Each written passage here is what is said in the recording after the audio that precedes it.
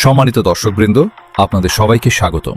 বিশ্বকাপ ফুটবল নিয়ে আজকের বিশেষ আয়োজনে আমরা কথা বলবো ব্রাজিল দলকে নিয়ে। এবারের ব্রাজিল দলে রয়েছেন তারকা footballer Neymar, Vinicius Junior, Rodrygo, Casemiro, Alisson Becker এবং মার্কিনহোসের মতো বিশ্বসেরা খেলোয়াড়রা। তবে ব্রাজিল ভক্তদের সবচেয়ে বড় চিন্তা ছিল নেইমার কি শেষ পর্যন্ত বিশ্বকাপে খেলতে পারবেন। চোট ও কঠিন সময় পার করে অবশেষে সুখবর দিয়েছেন নেইমার।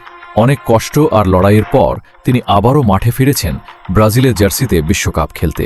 এখন পুরো ফুটবল বিশ্বের নজর ব্রাজিলের দিকে। ভক্তদের আশা, নেইমারের নেতৃত্বে এবার দুর্দান্ত কিছু উপহার দিবে ব্রাজিল। ব্রাজিলের পর এবার আসছে আর্জেন্টিনা। ফুটবল বিশ্বকাপে আর্জেন্টিনা সবসময় একটি শক্তিশালী ও আবেগঘন নাম।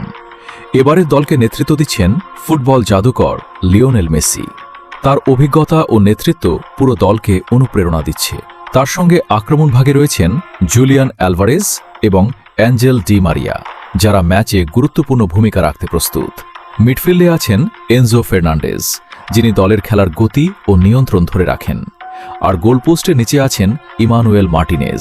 আর্জেন্টিনার পর এবার একজনের কথা না বললেই নয়, তিনি হলেন বিশ্বসেরা তারকা ক্রিশ্চিয়ানো রোনালদো। পর্তুগাল দলকে তিনি নেতৃত্ব দিচ্ছেন অভিজ্ঞতা, পরিশ্রম আর জয়ের অদম্য মানসিকতা নিয়ে। তার অনুপ্রেরণায় পুরো দল বিশ্বকাপে আরও শক্তিশালী হয়ে উঠেছে। মিডফিল্ডে আছেন ব্রুনো ফার্নান্ডেস ও বার্নার্ডো সিলভা। আপনাদের মনে আছে কি, বিশ্বকাপের পুরো খেলায় একাই ম্যাচ ঘুরিয়ে দিয়েছিলেন একজন? তিনি হলেন কিলিয়ান এমবাপ্পে।